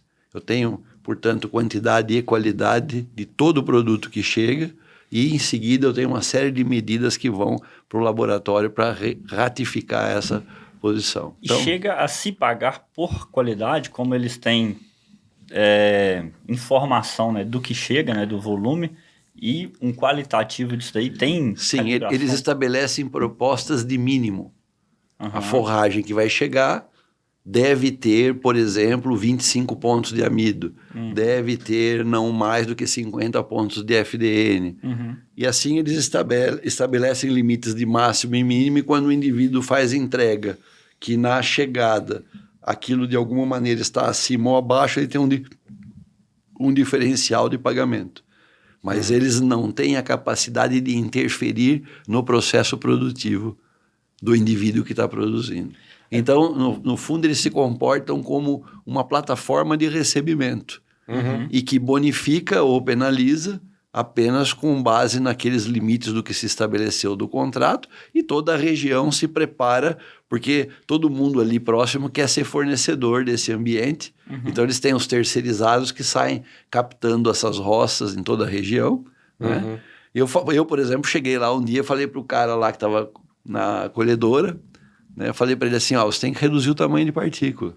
Né? Essa carga saiu muito grande. Aí a pessoa que estava junto comigo falou assim, essa pessoa não conversa com a fazenda. Nós não temos jurisdição sobre ele. Então, como é a nossa maneira de fazer jurisdição sobre a colhedora? É apenas chegar na plataforma de recebimento e falar assim, você vai ser penalizado porque a partícula chegou muito grande. Então, é uma espécie de perde-ganha motivado financeiramente. Entendi. A área agrícola é uma área absolutamente independente. Então, esse componente que nós temos no Brasil de fazer um planejamento de área agrícola, já prevendo uma interface de oferta para o animal, etc., etc., essa desconexão ela é bem evidente para o ambiente deles. Então, essa foi uma das coisas que chamou bastante atenção, né? No gado de corte, por ser um sistema menos intensificado, vi silagens de milho muito ruins, ao contrário, mal picadas, milho com baixa proporção de grãos, às vezes muito milho advindo de áreas onde a espiga foi colhida antes, então o sujeito está ensilando a parte aérea de milho. É um ambiente onde a qualificação da forragem ainda não ganhou o status tão importante como a gente tem para o gado de leite. O gado de leite tem um outro, para não dizer que só tem benefício, tem um pecado. Eles têm, assim, uma super dependência de feno de alfafa americano. Né? Eu fui No começo eles me chamavam para participar de discussões. Uma delas era no meio de uma crise danada, com excesso de leite, todas as fazendas lá numa condição muito restritiva de não saberem o que fazer com os excedentes de leite. E aí me chamaram para um simpósio de um dia, com outros técnicos de outra empresa, que o título das apresentações era o seguinte: Como superar a crise. Né? E no meu caso era como superar a crise na área de silagem de milho. E a minha abordagem foi muito interessante, porque logicamente já tive vários simpósios análogos aqui no Brasil. A gente sabe quando o mercado está em alta ou está em baixa. Mas lá a minha abordagem foi simples. Remova-se feno de alfafa da dieta e com o valor que se paga pelo feno de alfafa importado, você pode investir no processo de silagem de milho e qualificar a sua silagem de milho e transformá-lo como volumoso único na dieta. E eles tinham uma grande dificuldade de entender isso. Né? Sim, havia... Claramente, eles já tinham sido educados por equipes americanas que trabalharam muito bem a imagem e a necessidade da presença de feno de alfafa qualificado nas dietas. Então, eu percebi uma grande resistência. Os gerentes de fazenda dizendo o seguinte: cara, se eu cortar o feno de alfafa aqui e der problema nas minhas vacas, eu perco o meu emprego. Né? Então, a cultura de anos de presença de um mercado muito sólido e firme, né, transformou aquele ambiente num ambiente refém da necessidade da inclusão. Então, parte do meu trabalho foi desmontar o mercado americano. Eles devem ter ficado bem satisfeitos. O lobby, vamos chamar assim, um lobby, né? Na verdade, os americanos estão fazendo o papel deles, né? Assim, eu gostaria muito de ser o fornecedor de feno de alfafa para os chineses nesse ambiente. Mas, na verdade, o que eles poderiam fazer ali é absolutamente, se não remover integralmente, mas reduzir as doses a um tamanho onde o impacto financeiro na dieta não fosse tão crítico, porque eles vinham perdendo dinheiro na atividade. Né? Uma atividade que, naquele momento, vinha sendo negativa. E parte da negatividade seria resolvida, se não integralmente, à medida que você removesse esse feno de alfafa produzido, importado. Eles têm produção autônoma, né? E vem crescendo muito. O norte da China tem áreas muito planas, irrigadas e ótimas em termos de fertilidade, onde hoje eles chamam de alfalfa belt. Eles têm produção de alfafa de forma concentrada e muito boa. Mas o feno americano ainda tem muita fama. Né? Então, as fazendas ainda ficam muito nesse discurso. Não, isso não é muito diferente do que nós temos no Brasil, mas eu percebi que o ingresso de silagem de milho nas dietas chinesas pode ser aumentado e melhorado. Né? E os investimentos nessa área foi quase tudo que eu acabei orientando eles a fazerem. E na parte, assim, professor, de silagem de grãos, alguma adesão? Como que era? A silagem de grãos é um assunto assim, a academia conhece o assunto, mas o ambiente do campo implementou muito pouco. Eu busquei muitos meios de conseguir me aproximar das equipes, acabei me aproximando de uma equipe, vamos dizer, 6 meses antes de vir embora para o Brasil, que por acaso descobri que era alguém que vivia perto de mim, mas eu demorei para achar o indivíduo lá. É um professor que esteve na Itália, e na Itália, que a gente sabe tem uma grande atividade de ensilagem de grãos, a Itália se transformou num hub de qualidade muito boa na área de grãos ensilados, particularmente em triagem de micotoxinas e etc. E ele trouxe como benefício desse treinamento a nucleação de uma equipe de pesquisa em silagem de grãos muito direcionada para o gado de leite. Mas o chinês ainda não ganhou o interesse por essa estratégia, e quase todo o amido modificado que você encontra no país, ele é decorrente de grão floculado. Porque a China tem 4 grandes companhias de floculadores de grande capacidade, floculação para milho para humanos, mas floculação de milho para animais, e aparentemente esses equipamentos de floculação desenvolvidos internamente são muito competentes e a muito menor custo do que os competidores internacionais. Então eu vi em muito confinamento de gado de leite e mesmo de gado de corte produções autônomas de floculado, que é a maneira como eles enxergam uma solução para grão com um aumento de digestibilidade. Então, eu vi apenas 2 propriedades fazendo silagem de grãos. Tá? Não há nenhuma indisposição, mas não tem cultura. Sim. Então, eu entendo que é um assunto, eu me apresentei pelo menos umas 2 ou 3 vezes com esse tema, mas percebia que ainda era um tema árido para eles por não encontrarem isso com frequência no campo. Tá? Então, é um tema que deve prosperar. Deve prosperar, inclusive essa pessoa que eu mencionei se tornou meu amigo e deve começar a enviar alunos para o Brasil. A ideia é que a gente possa fazer desenvolvimento conjunto. Mas é um assunto de futuro. Né? Que ele naturalmente vai bater de frente do ponto de vista de interesse com a oportunidade de custo em produção de grãos floculados. É assim que o chinês vai entender. Como é que a silagem de grãos vai entrar no sistema comparativamente à oferta de grãos floculados, que é o que eles têm hoje. Pessoal, mas assim, a área não pode ser um limitante. O Gustavo comentou algo bem interessante que ele notou lá, né? E tem acontecido no Brasil, e tem um artigo, se não me engano, de 2009 no The Size, que ele mostra esse cenário nos Estados Unidos, que é o quê? Fazendas aumentando o tamanho, né, o volume de produção de leite. Isso pega no cenário geral. Aumentando o volume de produção de leite, o que está acontecendo aqui no Brasil. Algumas fazendas deixando de existir. Só que quando você olha para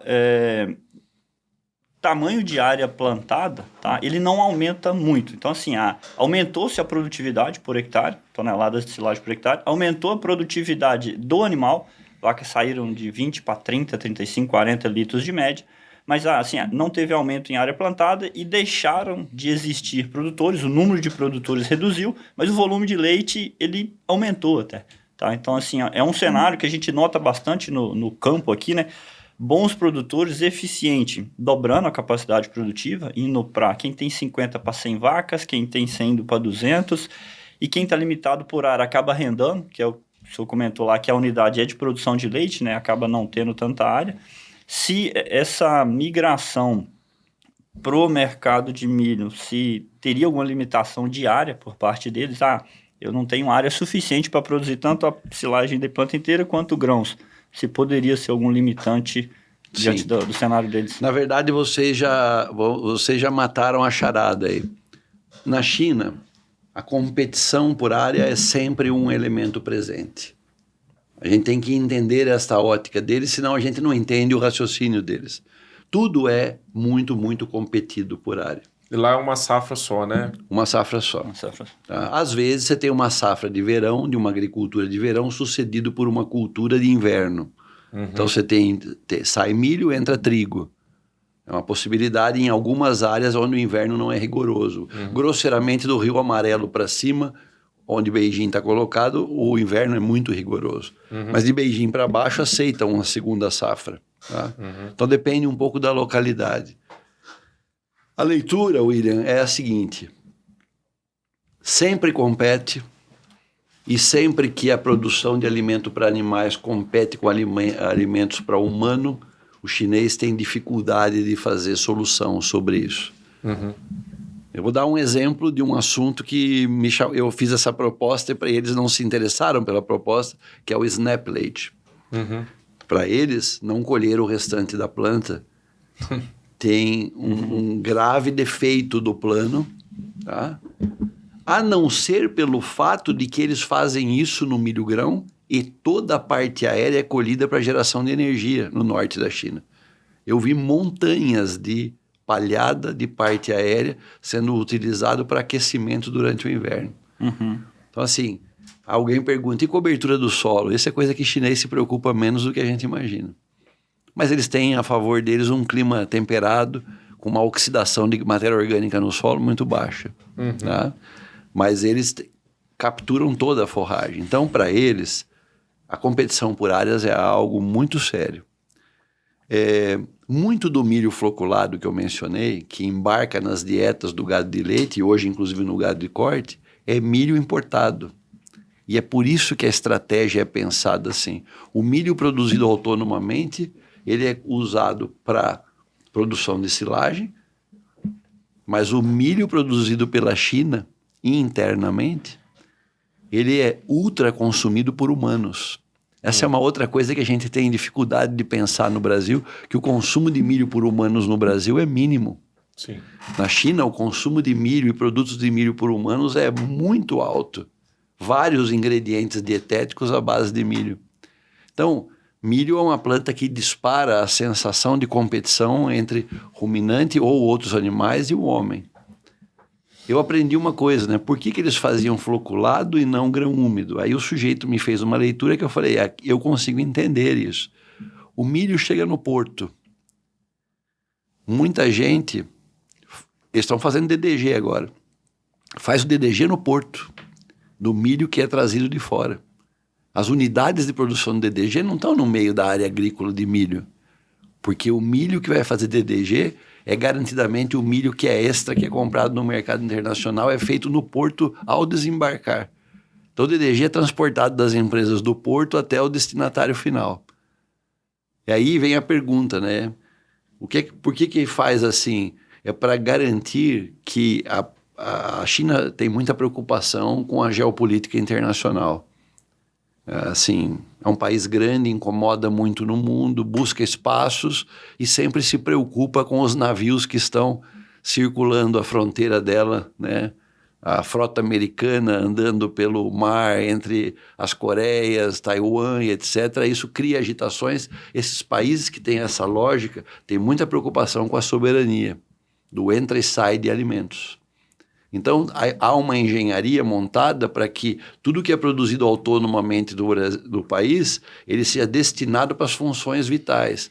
E a importação, no caso dela ser barrada, por qualquer que seja a hipótese, ela passa a ter uma solução que poderia, por acaso, gerar um plano B, né? Mas que não necessariamente é um plano fundamental para a manutenção das coisas. O Brasil é um país pacífico, nem se preocupa com isso, né? A gente não faz nenhum plano que pudesse levar em consideração limitações de fluxo internacional. Mas, né, a China, muito menos mas segue uma lógica muito parecida com a de Israel, né? Israel, por exemplo, toda a sua atividade pecuária ela é muito organizada em função do fluxo do que pode acontecer em torno da sua vizinhança. Vocês imaginam a vulnerabilidade de um navio encostar em Israel hoje e descarregar produto ali com base em todo efeito geopolítico. Então a China olha para isso, procura privilegiar produções autônomas e dar destinação disso para alguns produtos e colocar num plano B aquilo que pudesse vir de fora. Eu, por acaso, me aproximei muito disso, porque durante a pandemia, em 2023, o Brasil, pela primeira vez, se tornou exportador de milho grão para a China. Né? No primeiro ano, nós exportamos 10 milhões de toneladas, né? Isso parecia um monte de milho, né? Para o Brasil, como exportador, é bastante. Mas a China, para você ter uma ideia, ela saiu de 160 milhões para 180 milhões. Os 10 milhões de toneladas que nós demos para eles foi apenas para cumprir o déficit daquilo que eles tinham, que eles se colocam hoje como segundo maior produtor de milho do mundo, né? Então, assim, o que são os pilares fundamentais de consumo de milho no país? Consumo humano, consumo de aves e consumo de suínos. Ruminante é considerado competidor. Tá? E por que isso? Porque a história chinesa é de consumo de carne e suínos, né? A história chinesa removeu fome do país à base também de uma grande proliferação de carne de frango e muito ovo, né? Imagine um povo para gostar de ovo que vocês não têm ideia. É o maior produtor de ovos do mundo, produzindo 10 vezes mais do que o segundo lugar. É gigantesco. Então é um negócio fora da nossa dimensão a quantidade de que se produz lá.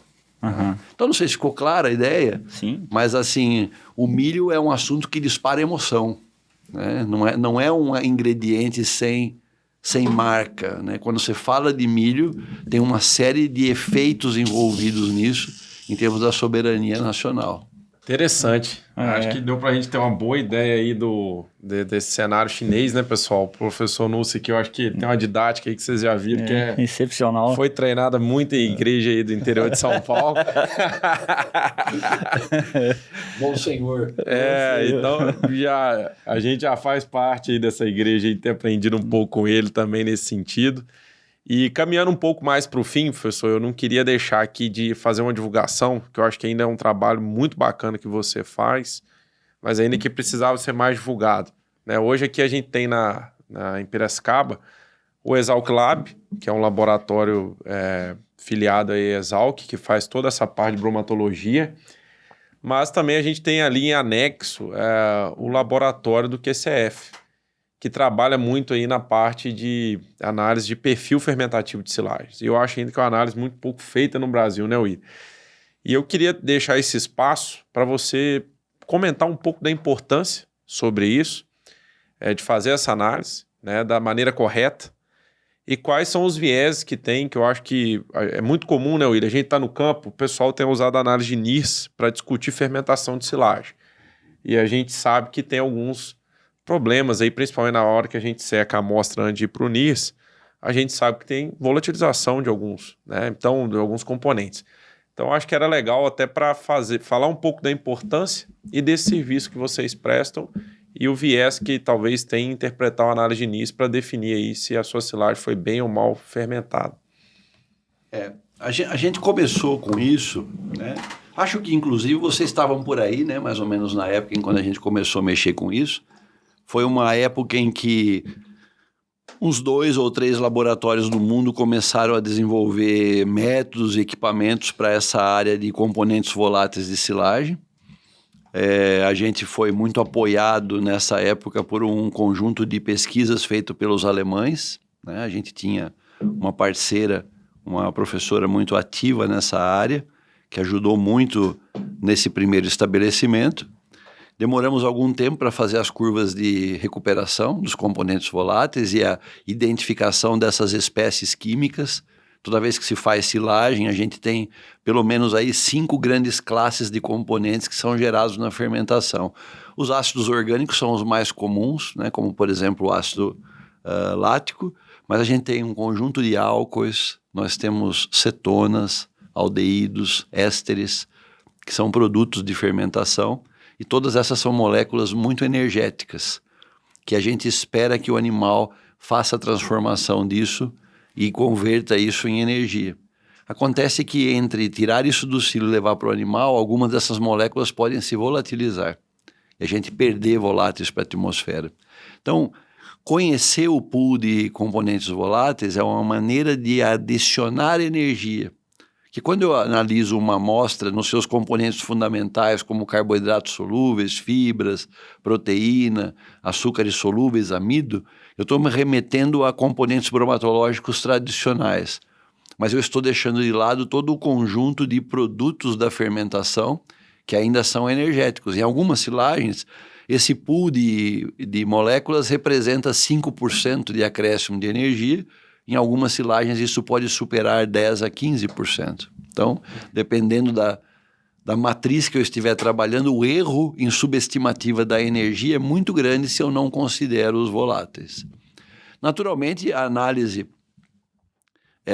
mais recomendada para essa composição é a base de cromatografia, né? E é uma cromatografia que exige um método que tem uma rotina.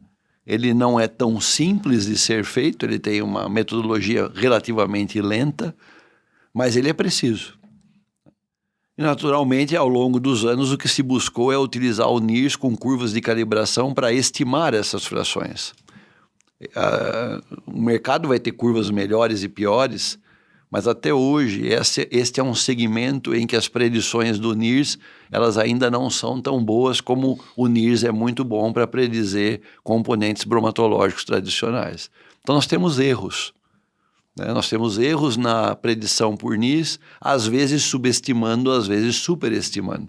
A semana passada, por exemplo, ainda eu fui submetido a um episódio curioso, apareceram amostras com valores preditos de ácido butírico muito, muito elevados. em silagens de capins. E depois de tudo explorado, nós fomos ver que aquilo não era nada mais do que erros da calibração da curva. A curva estava estimando o ácido butírico em 10 vezes a mais do que de fato havia na amostra. Tá? Então, essas são coisas que a gente não vai usar isso definitivamente para desmerecer a ferramenta do NIRS, que ao contrário, nós temos que fazer com que ela cada vez fique melhor. Sim. Mas hoje ela, no melhor da sua habilidade, ainda tem limitações. Tá? O nosso laboratório tem a oferta desse serviço de analisar num ambiente de química líquida as amostras, e quando for o caso de você precisar de precisão para identificar isso e eventualmente quantificar o benefício de energia que vai para o animal, esse tipo de laudo pode te ajudar nesse caminho, né? Que é um caminho de você ter uma quantificação precisa. Então, a informação é útil, na minha opinião, ela nunca mais vai deixar de existir no nosso ambiente. Eu quero saber quanto mais de energia a minha vaca, o meu boi está utilizando por um alimento que tenha sido fermentado. Isso é útil para grãos, isso é útil para as várias formas de forragem. Agora, utilizar a informação correta é que é difícil, porque você nem sempre sabe qual foi a fonte da estimativa que levou aquilo. Tá? Então, eu acho que nós seguimos um caminho. Não vejo muitos laboratórios muito animados com esse serviço, porque esse é um serviço que é visto pelo mercado como uma sofisticação analítica. Né? Naturalmente, há um custo envolvido nisso, mas ele é muito bom para sistemas que têm um grande volume, uma operação de grande porte, aonde um preciosismo em termos de determinação de uma fração aparentemente não tão importante pode representar muito dinheiro no caixa no final. Tá? Nosso serviço está orientado nesse sentido. Tá? E aqueles que precisarem, por favor, nos procurem. A gente vai continuar apoiando. Era uma análise que complementa o trabalho que a Exalc Lab já faz no recrutamento dos nutrientes mais tradicionais na composição de forragem. Você tocou num ponto interessante da parte energética, mas a gente faz aí para alguns clientes nossos, até para avaliar a efetividade do processo de silagem, né? Porque poucas pessoas às vezes usam um inoculante caro, mas às vezes ele está lá... ele esquenta, ou ele é misturado de uma maneira inadequada, a dosagem está errada, e no fim das contas não é mensurado nem se aquilo foi efetivo ou não, né? Ou às vezes quando a gente também, dando um outro exemplo, que eu trabalhei com silagem capim, adicionei um aditivo para sequestrar um pouco dessa umidade, usei um inoculante homolático, né, que é a cartilha para fazer uma boa silagem capim, e no fim do dia eu não sei. Eu só avalio a matéria seca e não avaliei se isso foi efetivo, né? Eu acho que essa análise, por exemplo, qual você mencionou, o nível de butírico, quanto que foi, melhorou, piorou? Quando eu adotei um procedimento operacional, né? O inoculante foi efetivo? Como é que está o pH dessa silagem? Como é que está esse perfil fermentativo? No caso da silagem de milho ou de grãos que a gente usa o inoculante heterolático, né? Basicamente aí a Lactobacillus buchaneri, agora alguns aditivos aí com Lactobacillus eugard, foi efetivo ou não? Aumentou o ácido acético na silagem ou não? Né? Então eu acho que, não aumentou. Foi por que não aumentou? O que foi, se a gente investiu um dinheiro no inoculante, por que isso não se reverberou na silagem lá no fim? Qual o processo que a gente tem que discutir para melhorar isso? Foi dosagem? Foi usar uma água de má qualidade? Esse inoculante esquentou por algum motivo dentro do tanque da autopropelida. Então, assim, eu acho que tem sido aí uma ferramenta para a gente tentar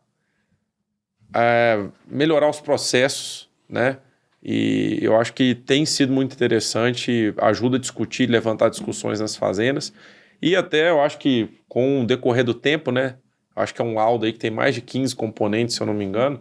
Tem alguns outros marcadores ali que a gente pode ser usado, né? Falamos aqui de ácido lático, acético e o butírico, mas que talvez a gente consiga no futuro fazer mais análises, né? Relacionando alguns outros componentes, que conforme você mencionou, álcoois que tem ali, ou outros componentes que possam inferir sobre alguma coisa que aconteceu durante o processo de ensilagem, que afetou, né, a qualidade dessa silagem. A gente conseguiu identificar ao longo da história 54 moléculas, né? o laudo expressa 27 delas, 27. mais ou menos metade. Uhum. Você lembrou bem de um fato, o laudo vem servindo muito como um laudo que funciona com caráter de auditoria. Sim. Então, o indivíduo utilizou um determinado componente, como inoculante microbiano ou químico, ele espera que a silagem tenha a sua fermentação derivada para um determinado ambiente. Então, o laudo ele ajuda a verificar se aquilo aconteceu ou não, né? Eu poderia usar muitos exemplos, mas vamos pegar a Buchanan, né? Quando a gente está utilizando esse micro-organismo, a gente sabe que deve aumentar acético, mas a gente sabe também que deve aumentar o 2-propanadiol. Sim. Né? Que esse é um componente que está no laudo. Então, ele tem esse caráter de auditoria. Muitas vezes, ele não é usado apenas como laudo por parte dos produtores na fazenda, mas ele é usado, inclusive, por empresas que fizeram experimentos, etc., conduziram lá inoculações seriadas e acabam esperando para tentar verificar quais foram os desdobramentos desse comportamento experimental. Então, ele também é um laboratório que apoia outros laboratórios e mesmo a pesquisa conduzida em empresas para dar a condição de legitimidade da aplicação de tratamentos, né? Como você mesmo disse, às vezes o tratamento não foi colocado na sua melhor condição por qualquer desvio, então ele acaba tendo essa função de um caráter auditável, né, do processo. E eu acho que nós estamos seguindo nisso. É uma dificuldade manter a estrutura funcionando por conta de pessoal, a gente precisa ter gente no laboratório com alto nível de qualificação para poder fazer isso, mas é um serviço que eu vejo que no Brasil existe uma escassez. Então nós estamos nos esforçando para manter o trabalho funcionando. Não vejo muitos laboratórios se interessando por essa exploração, não só no Brasil, mesmo no mundo, né? Se a gente for olhar quantos laboratórios do mundo fazem isso hoje, eu arriscaria dizer que nós talvez tivéssemos meia dúzia, né, que estão fazendo isso de forma mais sistemática. Às vezes o laboratório faz para publicar um trabalho, mas descontinua a atividade. Mas como atividade sequenciada, perene, acho que vai ser sempre assim, muito pouco investido nisso aí. Foi de bola. Acho que deu para aprender bastante, né, Will? Muita informação boa, muita novidade.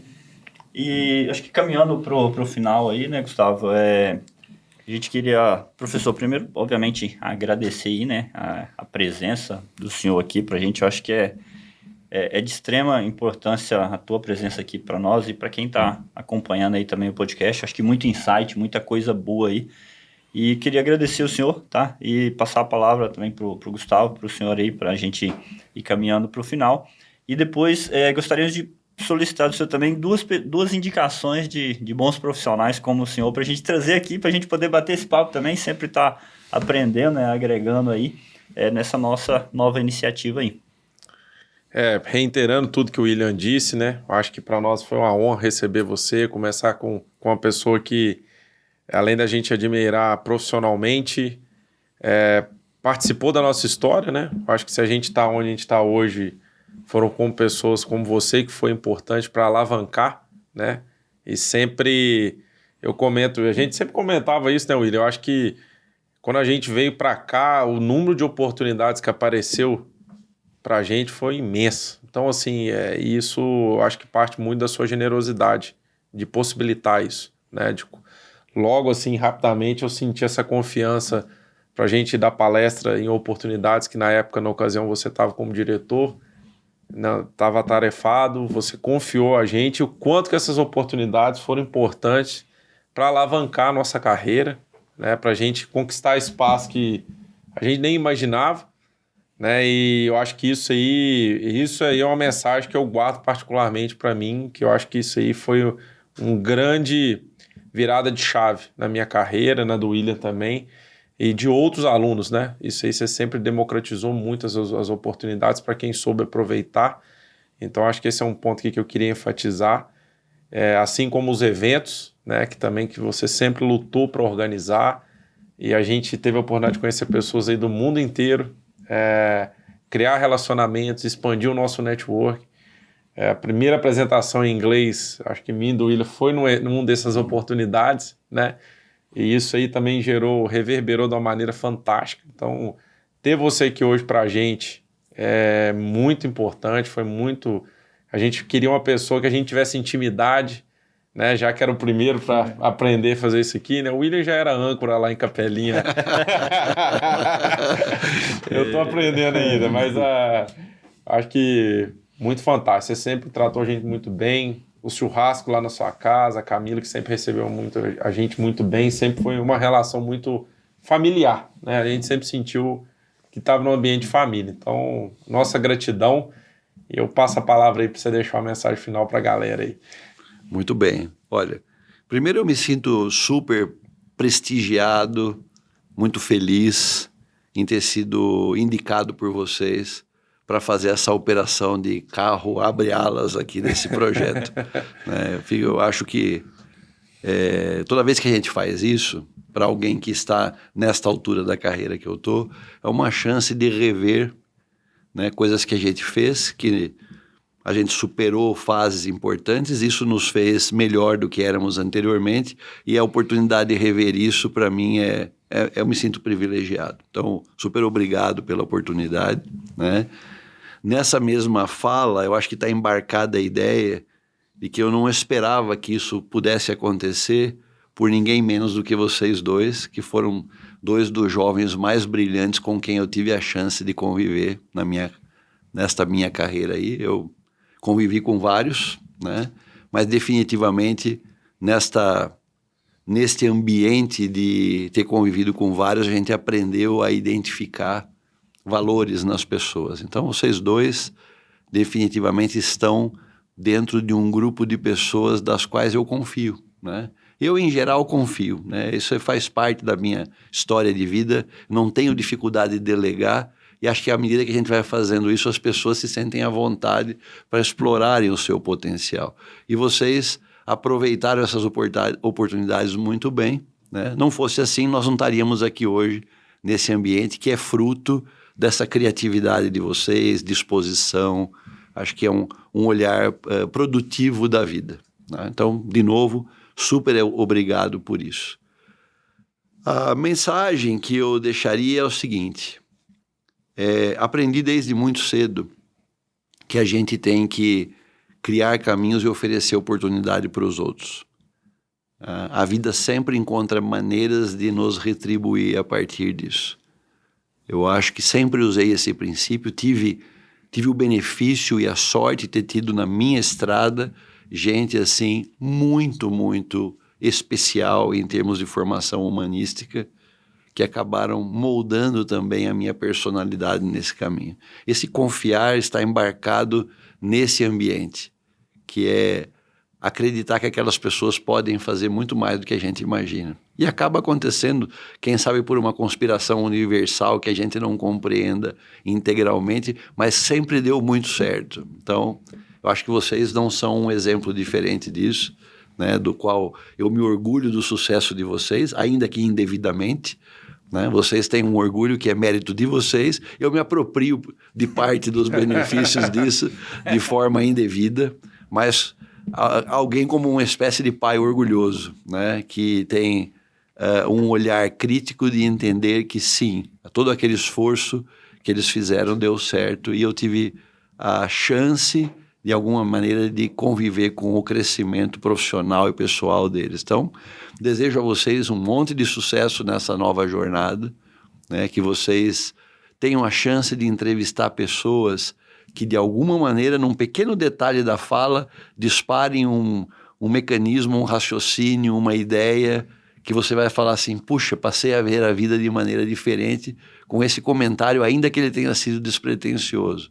Eu acho que o fato de conversar com as pessoas nas suas jornadas de vida, ela traz o benefício de, às vezes, alguém te comentar algo que você não conseguiu entender como, mas se admirou com a ideia, como se aquele parafuso tivesse encaixado um conjunto de raciocínio que te leva para um novo entendimento da vida, né?